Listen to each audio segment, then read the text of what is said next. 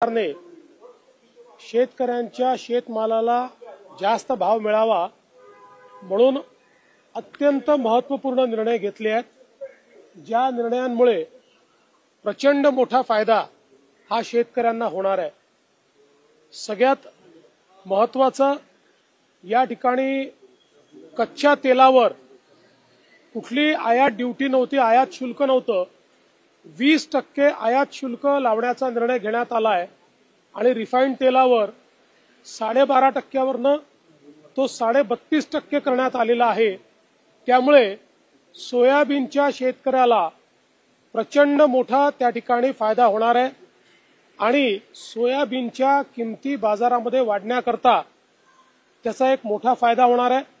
यापूर्वीच सोयाबीनच्या खरेदीचा निर्णय देखील केंद्र सरकारने घेतलेला आहे। त्यामुळे सोयाबीनचा शेतकरी हा निश्चितपणे त्या ठिकाणी या निर्णयामुळे खूप मोठ्या प्रमाणात लाभान्वित होणार आहे आणि काही प्रमाणात कापसाच्या शेतकऱ्याला देखील या ठिकाणी त्याचा फायदा मिळणार आहे।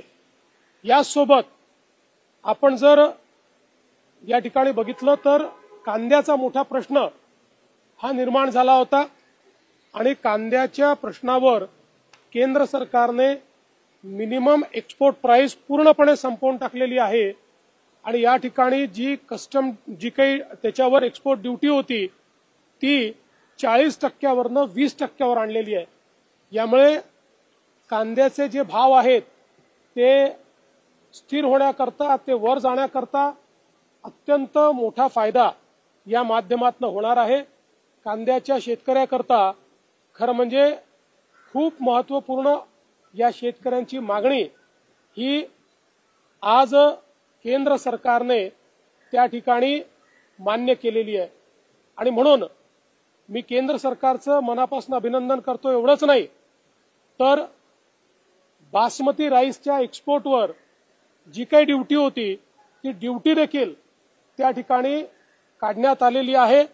त्यामुळे हा जो काही बासमती धान पिकवणारा शेतकरी आहे यालाही खूप मोठ्या प्रमाणात त्या ठिकाणी फायदा होणार आहे आणि म्हणून या सगळ्या निर्णयांचा थेट फायदा हा या ठिकाणी सोयाबीनचे शेतकरी, कांद्याचे शेतकरी, बासमती राईसचे शेतकरी या सगळ्यांना होणार आहे आणि त्याचा इनडायरेक्टली फायदा हा काही प्रमाणात कापसाच्या शेतकऱ्याला देखील त्या ठिकाणी होणार आहे आणि म्हणून मी केंद्र सरकारचे अतिशय मनापासून आभार मानतो, त्यांचं अभिनंदन करतो आणि अशा प्रकारचा निर्णय हा निश्चितपणे महाराष्ट्रातल्या शेतकऱ्यांना सुखावून जाईल असा मला विश्वास आहे।